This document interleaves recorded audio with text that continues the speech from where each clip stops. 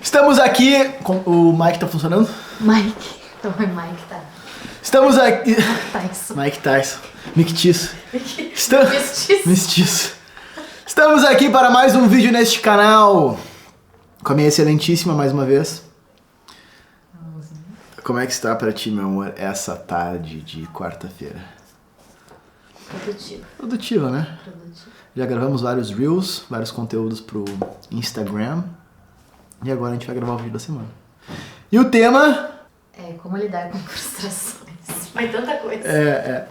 Como lidar com frustrações. Esse é um tema que eu já tava pensando em fazer. Fiz até uma enquete esses tempos nos meus stories lá. E foi um dos mais votados, né? Sim. Foi um dos assuntos mais votados. E de fato é um tema muito importante, né? É um tema que a gente tem que aprofundar. Porque no final das contas, se a gente for analisar, por exemplo, as minhas caixinhas de perguntas, as pessoas elas estão escrevendo o quê? Dramas, conflitos, frustrações, né? Grande parte do sofrimento das pessoas é quando elas estão passando por algum tipo de frustração, né?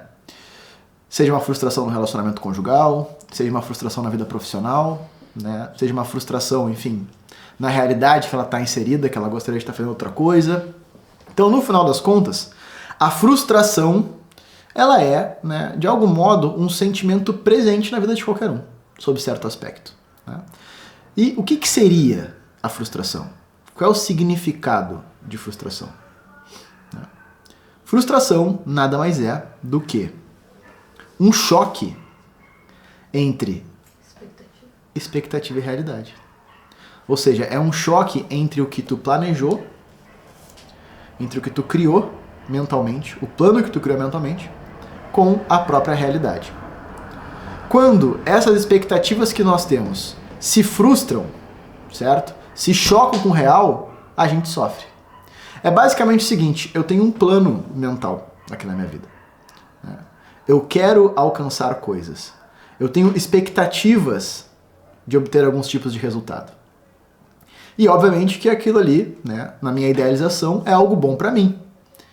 Eu vou ser mais feliz se essas minhas idealizações se concretizarem. E aí, quando essas idealizações não se concretizam, eu sofro. Eu me sinto frustrado. Então, a frustração nada mais é do que uma colisão entre uma expectativa criada com um resultado real. Tá? E aí tem pessoas que quando querem falar desse assunto de frustração, dizem o seguinte: é só não criar expectativa. Não cria expectativa que aí você não vai se frustrar. Primeiramente, é impossível não criar expectativa. Quando a gente combinou de sair pela primeira vez, porra, eu tinha uma porrada de expectativa, o coração chegou a acelerar, né? A gente até brincava depois, o coração foi, sei lá, 140 batimentos por minuto ali, por segundo, sei lá, dizendo. É óbvio que a gente tem expectativas, não tem como não ter expectativas, é uma impossibilidade. Então a pessoa que ela não cria expectativas, que ela diz que não cria, ela tá mentindo, ela cria. Só que as pessoas que tentam adotar essa postura de vida, né, essa postura meio estoica, ou seja, o estoico é o seguinte, né, aquele cara que ele olha para as alegrias e para as surpresas e diz o seguinte: vai passar. Ele olha para as tristezas e para as frustrações e diz o seguinte: vai passar. Sem brilho. Sem brilho. Não é que as coisas vão passar. Elas passam mesmo. Entretanto, o estoico, ele não deposita energia emocional. Ele não deposita coração nessas vivências. Ele trata tudo com uma certa passividade e frieza. É óbvio que quem quer ser estoico nesse sentido, ou quem quer viver sem criar expectativas, é uma pessoa, no final das contas, que vai ser cínica. É aquele certo cinismo. Sei lá, se eu me fuder, tudo bem. Se eu for bem, tanto faz. Não me importo tanto. Uma indiferença pela vida. Uma indiferença pela vida. Não tem aquela gana, aquela vontade de ver aquele tesão, aquela alegria nas conquistas, aquela também tristeza ordenada nas tragédias, né? É óbvio que uma vida assim é uma vida infeliz, pô. Uma vida cínica. A pessoa ela vai entrar em sofrimento profundo. Ela vai entrar em neurose, sem dúvida. Então não tem como não criar expectativas. E vou além. Parte dos sofrimentos das pessoas está justamente em não conseguir projetar, ou seja, idealizar coisas para si mesmos. Julián Marías falava que o ser humano é um animal, né, um ser projetivo. Nós somos aqueles que projetam. Um animal não consegue projetar. Uma vaca, ela não consegue pensar. Sei lá, daqui a um mês vai vir um boi, um touro galo, entendeu? Um touro bolado, vai me pegar por trás.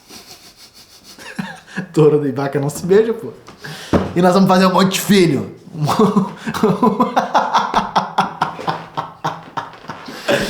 Dá vontade demais desses. Dá vontade demais desses. Entendeu? Ela não pensa nisso, ó, pô, daqui a um mês eu gostaria de comer tanto capim que eu... Entendeu? Não. O animal, ele tá sempre, vamos colocar assim, imerso no aqui e agora, no presente. O que faz o ser humano ser diferente é justamente essa capacidade de a gente olhar para além. Não só para além, como também para trás. O ser humano, ele olha para trás, ele revisita o passado e ele pode, ao decorrer da vida, ir atribuindo significados diferentes às mesmas experiências que ele teve. Uma pessoa, quando tem um sofrimento, passa um mês, ela pode olhar para aquilo, cara, da pior forma possível. Ela não consegue ver nenhum ganho naquilo. Falar para ela é horrível. Aí passa 1 ano, 2 anos, ela olha para trás e diz, pô, mas não é que aquilo que eu vivi hoje em dia, assim, pô, me forjou, foi algo bom para mim? Ou sei lá, consegui extrair algum tipo de sentido naquela situação? Então o ser humano é esse animal que projeta. A gente está constantemente se projetando. A partir do quê? Da nossa imaginação. Eu imagino coisas para minha vida. Eu idealizo realizações para minha vida, né? E de algum modo, o que é a vida? Senão uma construção imagética de um plano de vida no qual a gente tenta concretizar na realidade.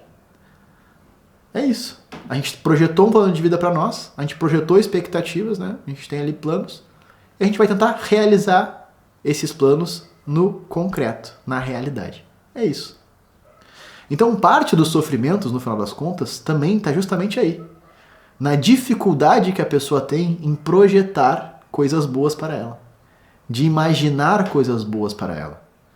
De criar um plano de vida na qual ela queira realizar. Pessoas que não têm um plano de vida, elas tendem a entrar num sofrimento muito profundo. Por quê? Porque não sabe qual caminho quer seguir. Tende a cair num certo tipo de tédio existencial. Quem não tem planos, quem não tem objetivos, quem não tem ideais a serem seguidos, em geral vai ser uma pessoa meio que frustrada, uma pessoa meio que apática. Uma pessoa que vai conduzir a vida a partir de um movimento meio que hedonista.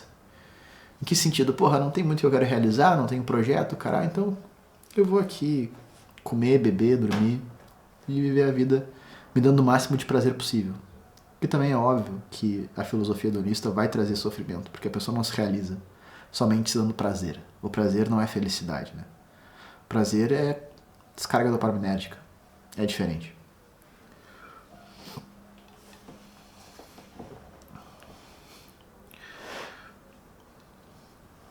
Então, por exemplo, uma pessoa que tem um histórico de vida negativo, né?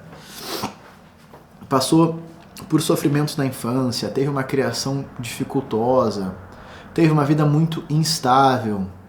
A tendência é que essa pessoa ela tenha uma grande dificuldade de imaginar coisas boas para ela.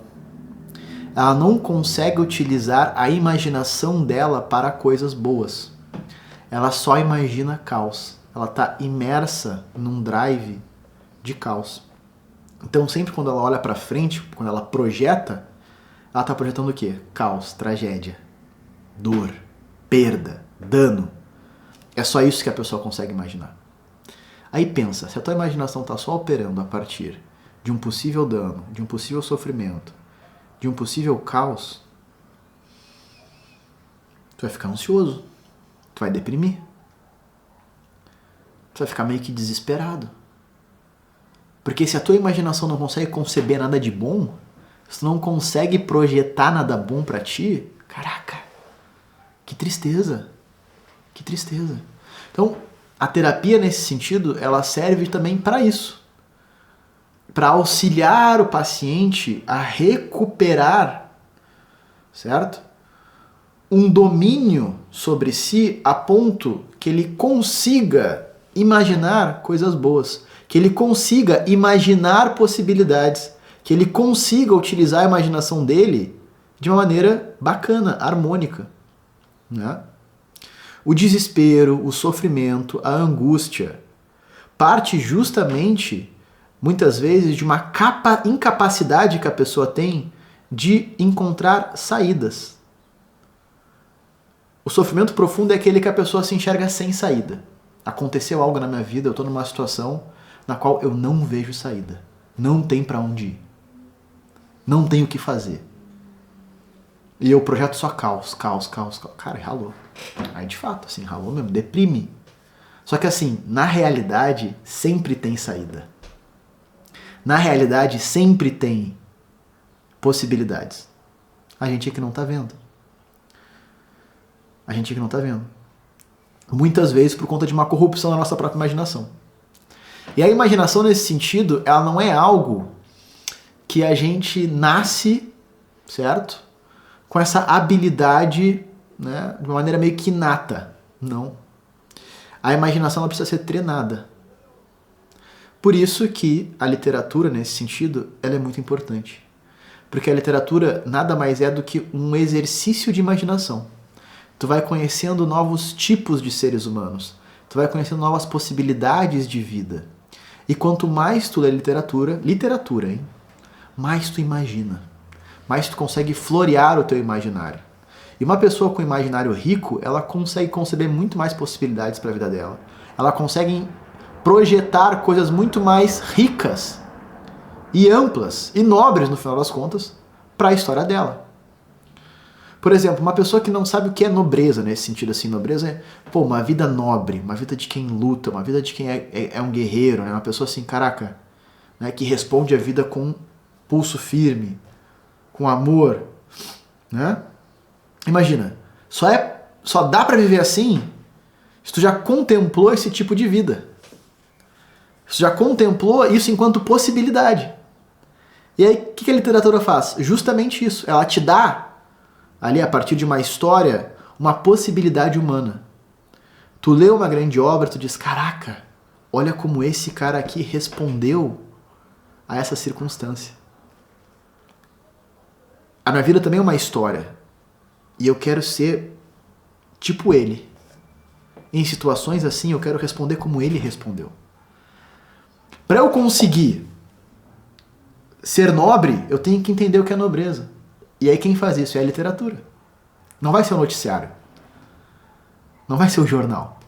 Vai ser uma história bem amarrada, que de algum modo faça com que tu fixe ela na tua memória.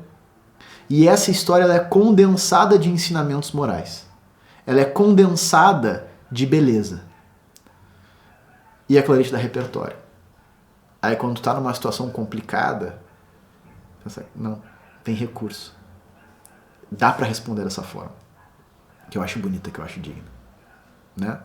Então, lógico, nesse sentido, parte do sofrimento também tá aí, né? Na dificuldade de conseguir projetar coisas boas pra si. Então, voltando aqui pra questão da frustração, tá? Eu vou pegar um exemplo bem concreto pra gente conseguir entender essa dinâmica, né? E aprender a realizar uma alquimia frente aos nossos planos frustrados, tá? Porque, olha, é possível ter uma vida sem frustração? Não. Mas é possível não sofrer diante da frustração? Totalmente. Totalmente possível. Ou ao menos ter um sofrimento ordenado, ok? Então vamos lá. Amanhã, quinta-feira, eu tenho planos, tá? Eu tenho um plano aqui de atender meus pacientes, minha agenda tá bem cheia amanhã. Eu quero almoçar com a Dani, tá? A gente vai almoçar ali meio-dia. Quero ir treinar também, fazer um treino de costas, tá? Tenho minhas orações para fazer. Quero colocar minha pós-graduação em dia. Né? Tem uma aula que eu tenho que assistir. Então, olha, eu tenho um plano para amanhã, tá?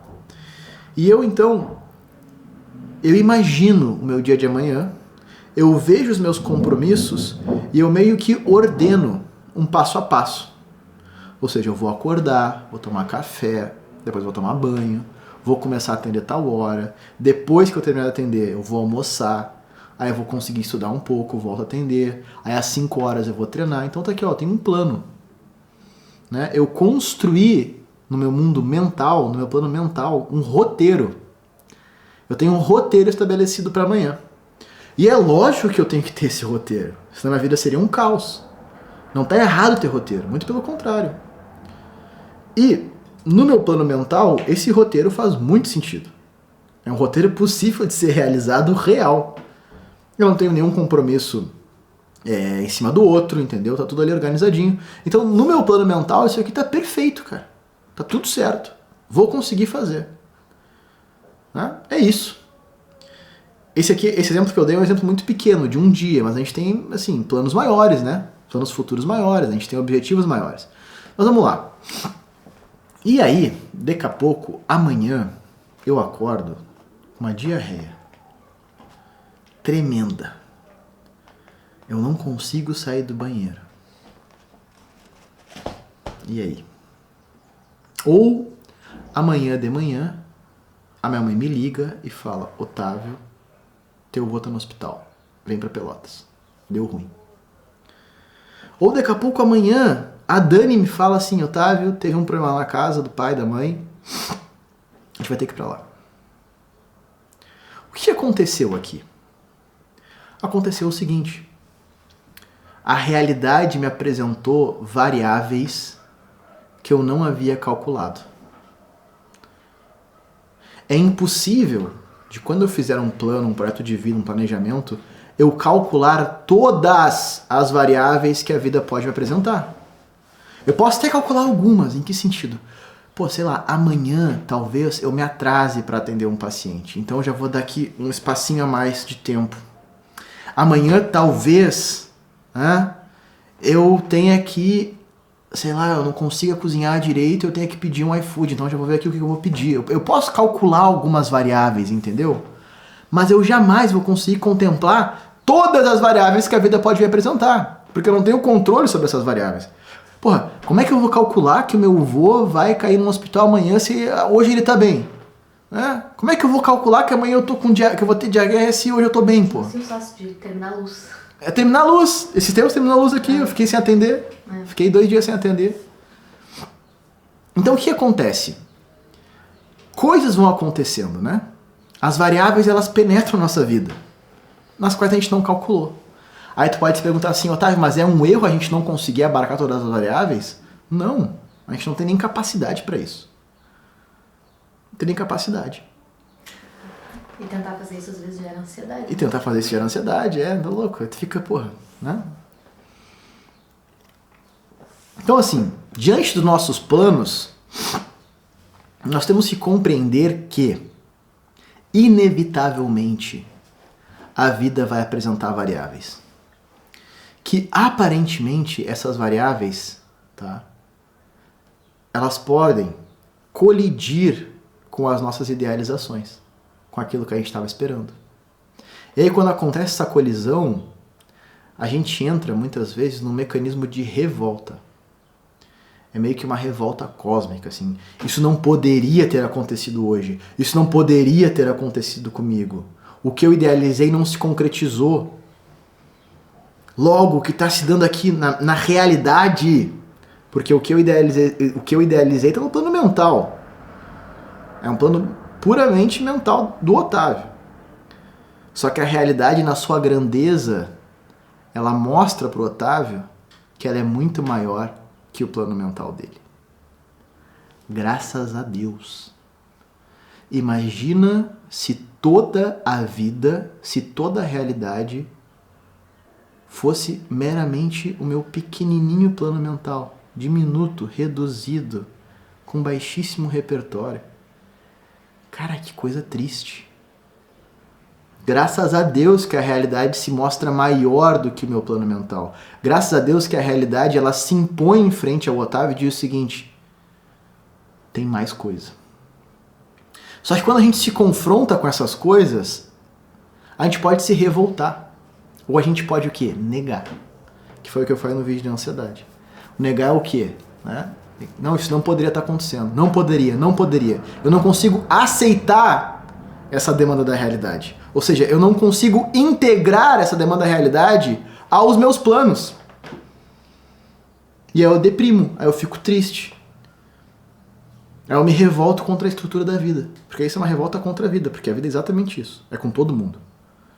Ou vocês acham que só vocês têm percalços no caminho, né? Ou você acha que só com você as coisas às vezes vão para um caminho diferente do que você esperava. É com todo mundo assim. É com todo mundo. Então a revolta frente à própria estrutura da vida leva à tristeza da própria vida, pô. É claro. É claro. Então olhar, tá, para essas questões que se apresentam para nós com revolta é a pior estratégia possível. É a pior estratégia possível.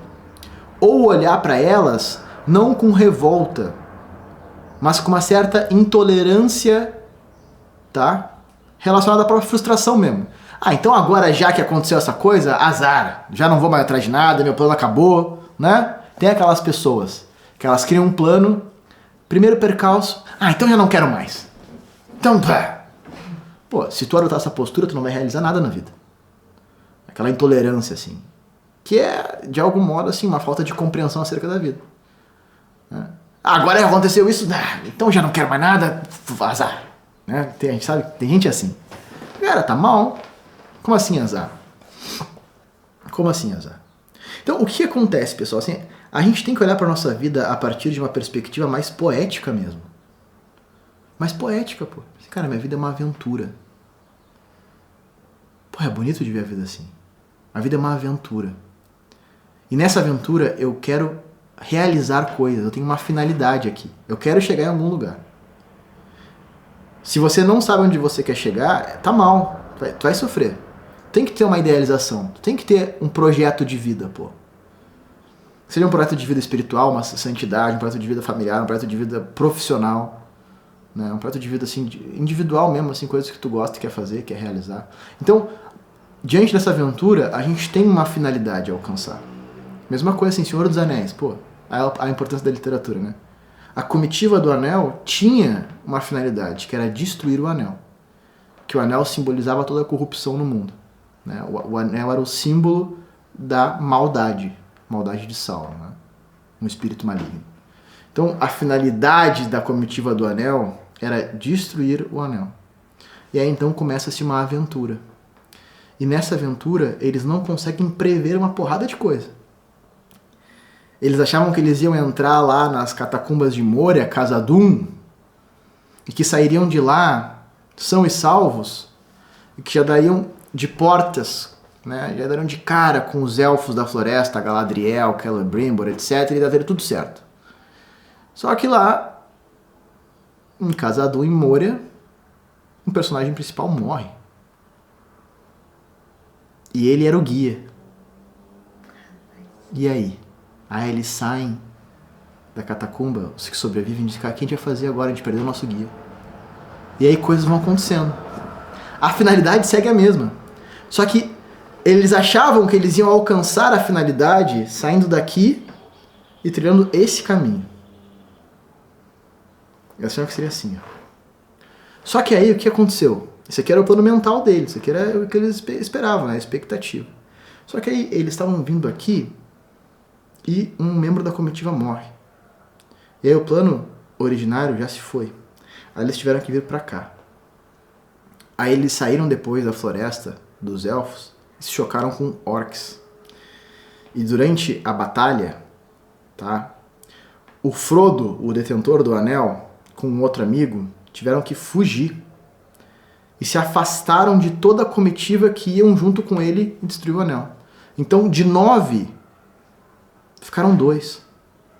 E aí, esses 2, que nem sabiam as primeiras léguas que eles tinham que trilhar, agora se viam sozinhos num lugar que eles não conheciam e no qual eles precisariam seguir juntos para alcançar essa finalidade. Cara, porra, caralho. Chegaram, conseguiram. Não foi assim. Foi Por quê? Porque eles conseguiram integrar as variáveis ao plano originário. Eles conseguiram olhar para essas adversidades e integrá-las no seu prato de vida. Ou seja, a gente vai ter que passar por isso aqui, mas a gente vai seguir firmes ao que a gente quer realizar, aos nossos planos originários. E aí o que acontece? A nossa vida é mais ou menos assim. Aí eu posso olhar para essas variáveis com uma negação. Puto. Ou eu posso olhar e dizer, caraca, tá aqui a minha jornada. Tá aqui a minha aventura.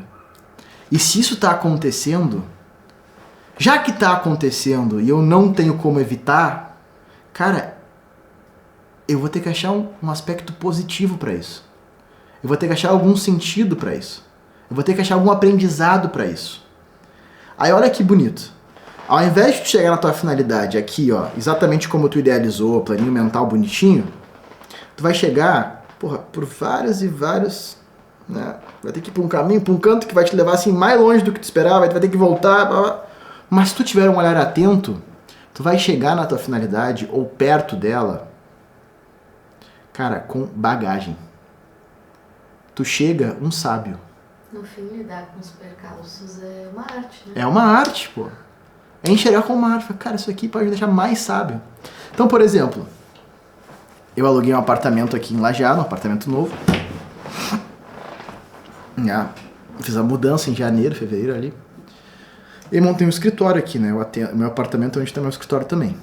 Aí, pô, comprei as estantes bonitas aqui, iluminação, botei quadro, comprei mesa, cadeira, pô, deixei o escritório top. Fiz toda a mudança, eu e a Dani juntos aqui. Cara, apartamentinho show, bem localizado, agora eu tô super bem, perto da academia, já matriculei na academia aqui do lado. Top. Só que o que acontece? Eu aluguei esse apartamento de um senhor, né, que assim, a gente bateu o santo e ele me falou, Otávio, não precisa fazer contrato, falar com o imobiliário, eu confio na tua palavra, tá tudo certo, me transfere o valor do aluguel todo dia 5 e nós estamos resolvidos. Fechou. Melhor pra mim, né? Beleza. Então, se deu. Chegou num certo dia, sei lá, 4, 5 meses depois de eu ter mudado pra cá, com tudo bonitinho, ar-condicionado instalado, caralho, tudo. Ele me liga, de noite, fala assim, Otávio, eu brigo com a minha companheira, tô tendo alguns problemas aqui na minha vida, entendeu? Eu quero voltar pro meu apartamento, tu me desculpa. Ele falou, aí como não tem contrato, ele falou, tu pode me entregar ele semana que vem? Eu falei, caraca. Então assim, cara, eu idealizei meu ano aqui. Eu idealizei meu escritório. Eu idealizei tudo. Mas com uma finalidade. Tipo, eu quero gravar os vídeos, eu quero estudar, eu quero atender melhor, eu quero crescer na minha profissão, etc, etc. Tá. Eu posso olhar pra isso, cara, com uma revolta. Ah, caralho, porra, me fudeu, que horror. Aí não dá também, né? E como é que eu vou conseguir estudar? O cara sempre tendo que fazer... Posso ficar puto, assim, tá dado, pô. É a vida. Isso aqui é a vida, assim, não tem como ficar... Se você ficar puto com a vida, você é um cara muito burro. Porque assim, não vai mudar. É assim que funciona. Então peraí, já que é assim que funciona, eu tô inscrito na vida, olha, então vamos lá. Eu falei, cara, então tá, vamos pra mais uma aventura. Vamos ter que encaixotar tudo de novo, ter que conseguir um novo apartamento, vou ter que conseguir um novo escritório. Isso aqui vai me deixar mais forte. Eu vou ficar com mais casca. Entendeu? Ter que ir atrás de novo, negociar, conseguir desconto, assinar contrato, encaixotar coisa, blá, blá. Vai ser custoso, vai, mas isso vai me deixar mais sábio. Isso vai me deixar mais forte. E olha que maneiro. Isso aqui não foi... não estava ensaiado. Essa situação serviu como um exemplo para uma aula que eu estou dando hoje. Olha que legal, cara. Porque no final das contas, tudo que nos acontece pode, né, e deve ser integrado à nossa história de vida e aos nossos objetivos mais sublimes. Por isso é que o plano de vida é tão importante. Por exemplo, eu quero ser um grande professor, um grande psicólogo, né? Do ponto de vista profissional aqui. Cara, se eu quero alcançar isso, tudo o que me acontece pode servir de material concreto para eu dar uma aula, para eu atender meus pacientes. Enfim, para eu ali concretizar o que eu almejo. Então, no final das contas, pessoal, a gente precisa ter uma maior docilidade frente ao que é real. Porque o que é real é muito melhor e mais amplo do que meramente o nosso plano mental. É isso que as pessoas não entendem e que a gente tem que começar a entender para ter uma vida feliz, pô. Cara, se tudo acontecesse exatamente conforme tu planejou, a tua vida seria pacatíssima, triste, opaca, vazia. Como eu falei no vídeo anterior, a felicidade está intimamente ligada com a surpresa. A gente só fica feliz porque a gente não tem certeza, muitas vezes, do que pode acontecer. E quando acontece, porra, que maneiro! Quando eu consigo alcançar um objetivo e eu fico feliz com aquilo, eu só fico feliz porque eu não sabia se eu iria conseguir alcançar. Porque tem dificuldades, tem tensões, tem lutas, tem uma porrada de coisa. Mas eu cheguei lá. Cara, que foda. Imagina se eu já soubesse que ia chegar lá desde o início. Imagina se eu já soubesse tudo o que iria acontecer. É muito sem graça. É muito sem graça. E curiosamente, as coisas nas quais a gente mais valoriza hoje, as coisas nas quais a gente mais se importa hoje, elas não apareceram na nossa vida a partir de um ato estritamente intencional e controlado da nossa pessoa. Qual o controle que eu tenho de existir no Instagram na época em que eu nasci? Qual o controle que eu tenho de ter internet na época que eu nasci?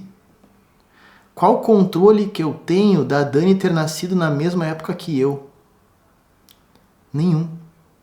E eu conheci a Dani pelo Instagram. Se não tivesse Instagram, eu não teria conhecido a Dani, pô.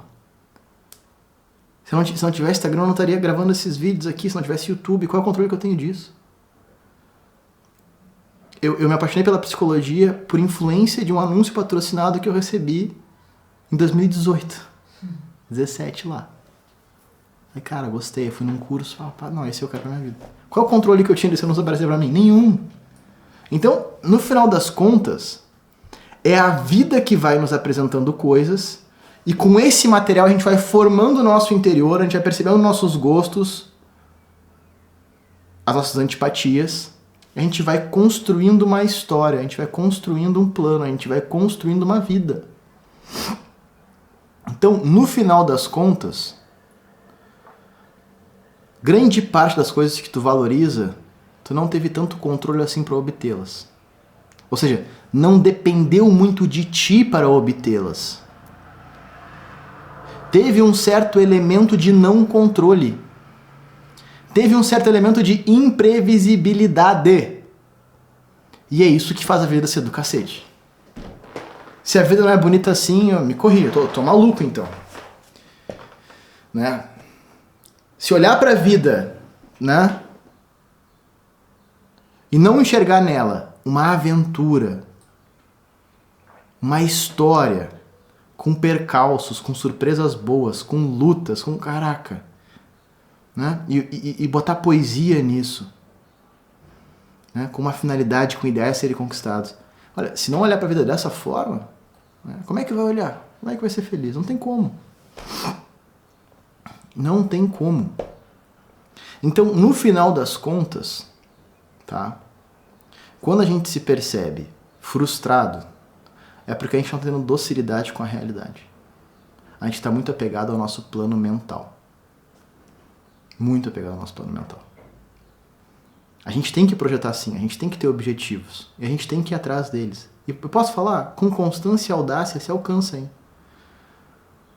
E dá para alcançar esses objetivos, no final das contas, chegar lá, ainda mais, sendo um sábio, se você souber integrar essas variáveis não calculadas da vida.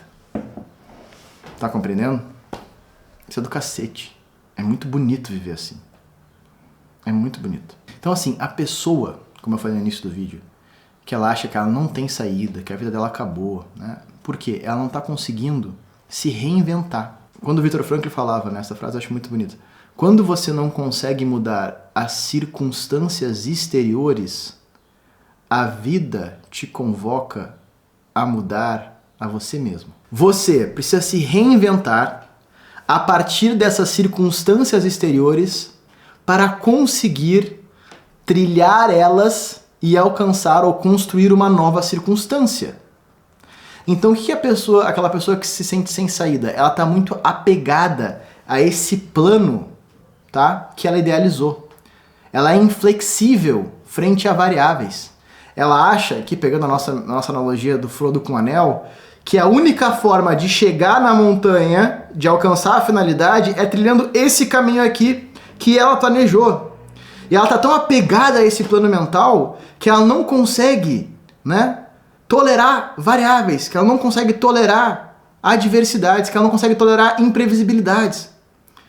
Porque acontece uma imprevisibilidade, esse caminho já não vai dar pra trilhar, vai ter que ser outro. Só que como ela tá tão apegada ao plano mental, ela não consegue conceber outras possibilidades, outras formas de conduzir a vida para chegar nesse caminho que é possível.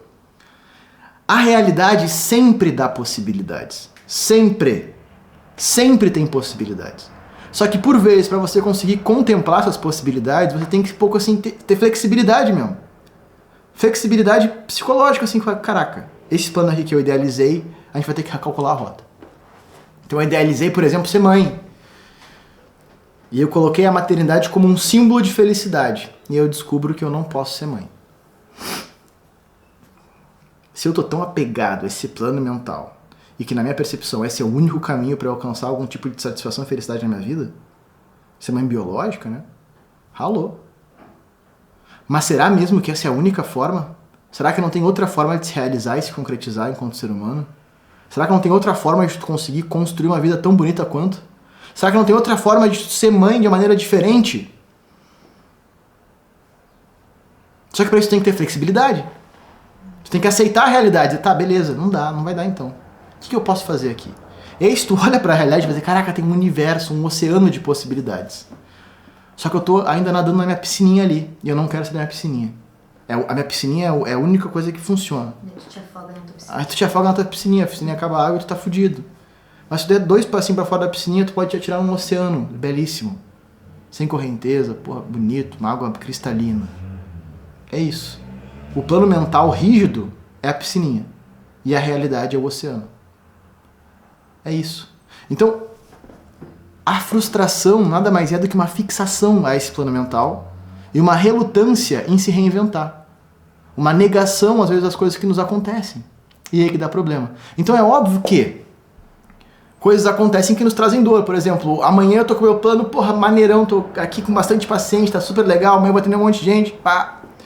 Amanhã, sei lá, minha mãe pode morrer. Não, de verdade, assim, eu não tô falando... A pessoa vai ficar, que horror, fala uma coisa. Não, assim, eu só tô dando um exemplo pedagógico, mas assim, pode mesmo. Ela pode sair de carro hoje e sofrer um acidente. Essas coisas acontecem. Não, comigo não pode acontecer. Não, pode, pô. E aí? Eu vou ter que ir pra Pelotas. Vou ter que ver lá minha mãe. Eu vou sofrer. Vou ficar triste. Tá. Sim, e aí tá, a vida tá se apresentando coisas pra mim.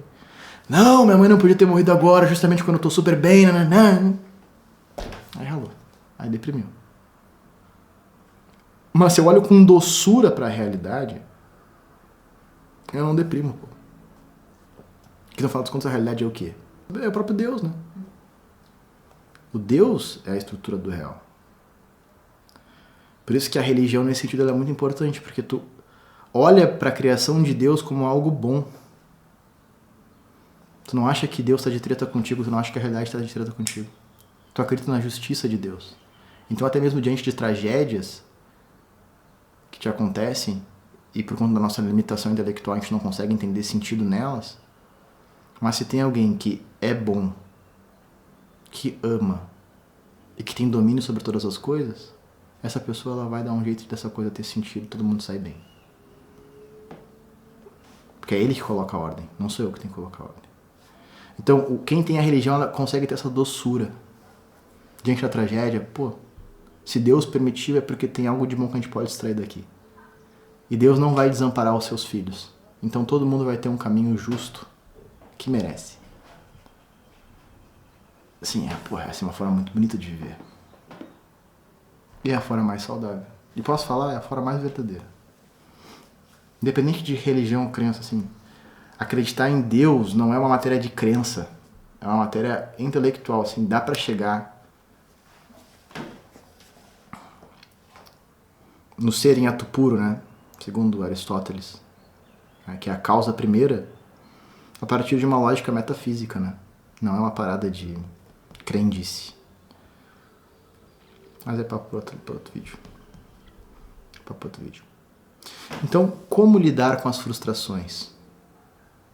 Tendo essa flexibilidade. Enxergando todas as oportunidades como um crescimento para si mesmo. E reconhecendo que a vida sempre vai nos apresentar variáveis nas quais a gente não mapeou. E entender que essas variáveis, quando elas se apresentam para nós, não é que elas estão nos desencorajando ou obrigando a gente a desistir dos nossos planos mais sublimes, dos nossos desejos de realização mais profundos, não. Elas estão nos convocando a integrar tudo isso à nossa história para que a gente tenha uma vida bonita, com sentido, para que a gente fique mais sábio. E integrando tudo isso, que a gente siga trilhando o caminho para alcançar o nosso plano de vida. Talvez não foi o caminho originariamente traçado, mas dá para chegar. Se a gente tiver essa docilidade, essa flexibilidade e essa, no final das contas, compreensão acerca da estrutura da própria vida. É isso que falta, pô. Ficou claro? Tá bom, né? Deu pra entender. Depois de ver esse vídeo, tu acha que assim dá pra ter uma vida sem doideira de frustração? Sem sofrimento com a frustração. É, tipo assim, dá, né? Doideira assim, ficar maluco com a frustração, assim. Sei lá, meu marido me traiu, porra, cara, caralho, minha mulher meteu uma gralha. Tá, cara. Tá, aconteceu assim, caraca. As pessoas se escandalizam muito com as coisas que acontecem. Justamente por quê? Porque é uma fragilidade no próprio eu. Um ego, ou seja, um eu frágil, um eu fraco. Qualquer acometimento, tá?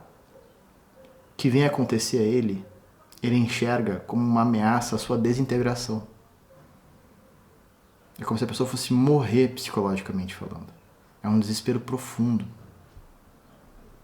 Só que não precisa ser assim, pô. Não precisa. Diante de um casamento, né?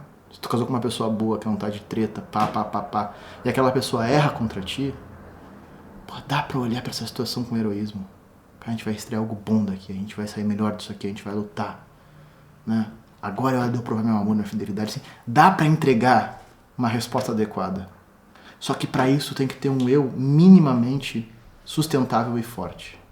Pra não se escandalizar e se chocar com qualquer ameaça à tua história. Como se tu fosse se destruir se algo de ruim acontecesse, né? É a insegurança, no final das contas, que faz com que tu não consiga olhar para as situações com uma maior tranquilidade e naturalidade. Assim, cara, tô em uma gralha, que horror, recompensar de mim. Fica, porra, foda-se, ninguém tá nem aí pra ti, cara. Ah, para, entendeu? Caraca, tá? Vamos enquadrar, é ruim, dói, mas vamos enquadrar o problema numa perspectiva assim, menos afetada das coisas, né? Dá pra fazer isso. Só que para que isso aconteça, tu tem que construir um eu mais sólido. Um eu num firmamento. Um eu que já bebeu numa estabilidade de amor, entendeu?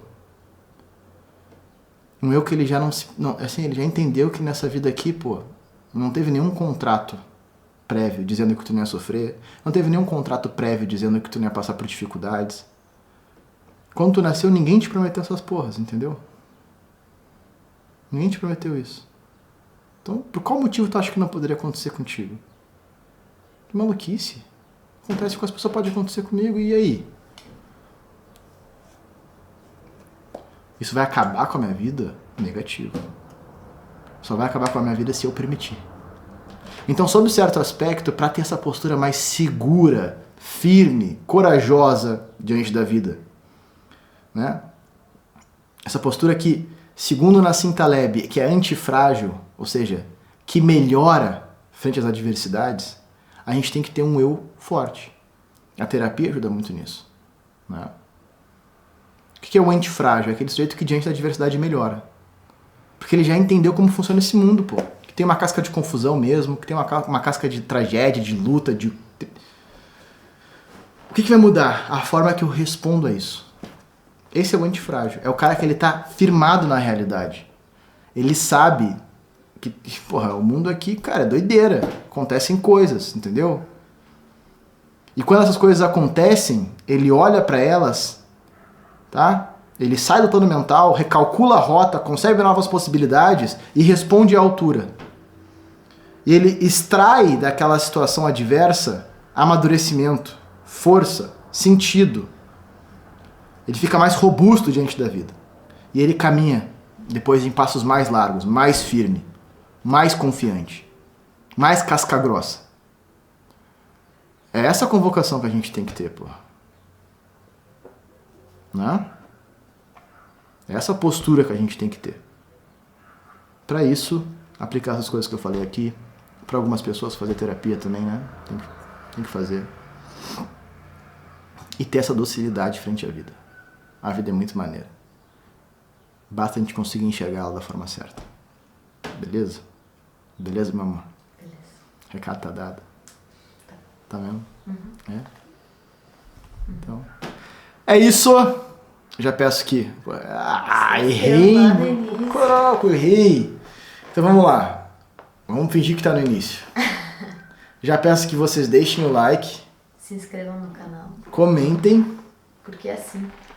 Esse conteúdo... Porque assim o YouTube... Pô, tu mesmo me rosto no teu jardim. Vamos de novo. Porque assim o YouTube... Vai perceber. Que esse conteúdo é de valor. E vai entregar. Para mais pessoas. Certo? Tá certo. Até o próximo vídeo. Valeu!